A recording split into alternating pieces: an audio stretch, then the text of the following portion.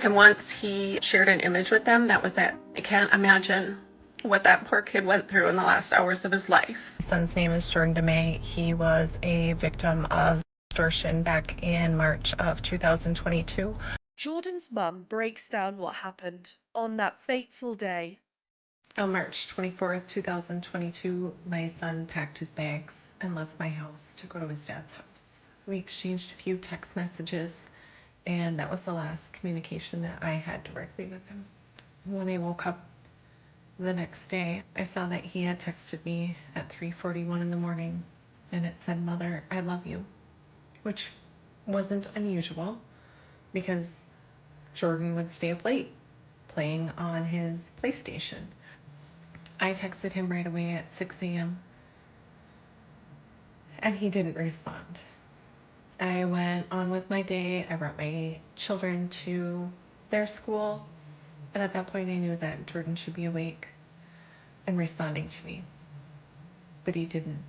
She started to feel uneasy after he didn't reply to her text messages. And I sent him another text that just said, "Jordan," and he still didn't respond. At this point, I panicked and I reach out to his girlfriend at school. "Is Jordan there?" And she said no. And at that point, I knew that something was wrong. I texted Jordan's dad and said, "Is Jordan at home?" And 9 minutes later, he called me. And as soon as I saw the phone call, I knew it. And all he said to me was, "Jordan's gone." And I said, "No, no, no." And my legs went numb, and nothing seemed real at that moment. We had to disconnect because the paramedics and police were arriving. Every parent's worst nightmare became her reality. Nothing was real to me at that point. I didn't know what to do. I had to call my parents, which was the worst thing in the world because they loved Jordan. Jordan was their whole world. And by 2 p.m. that day, I was planning my son's funeral, which was unimaginable.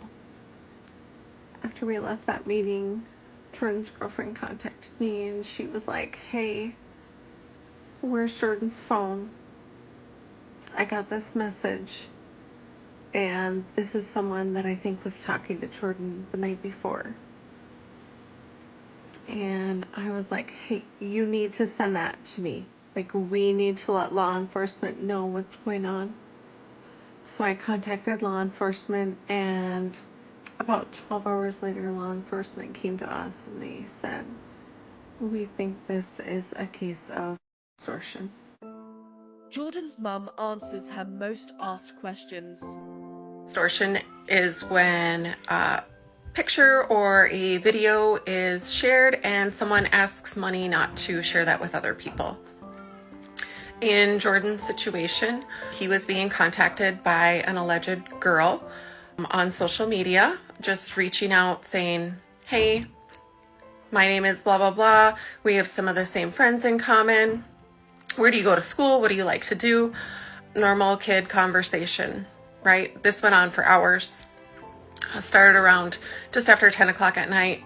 Then it came down to send me a picture of yourself. I'll send one of me. And once he shared an image with them, that was it. They demanded $1,000 from him, or they were going to send this to all of his friends, followers, family. He didn't have $1,000. He had $300, and they were like, "Fine, send that." But it wasn't enough. And this kept going. There was a deadline for him doing things, or else we're going to do this. They were building collages of his photos and making it look like they were sending it, or that they had sent it out to his friends' moms. When Jordan said, I'm going to unalive myself, they said, "Good, do that now, or we're going to make you do it." And they made him believe that that was the only choice he had in those moments. He begged them to stop. He asked them, "Why are you doing this to me?"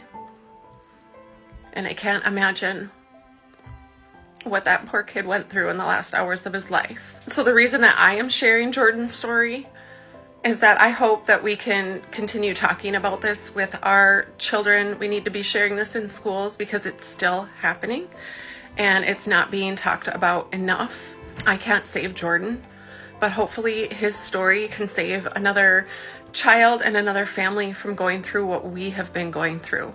And this happened so fast. This was in 6 hours, less than 6 hours. They got to him in the middle of the night where he's alone in the dark and scared.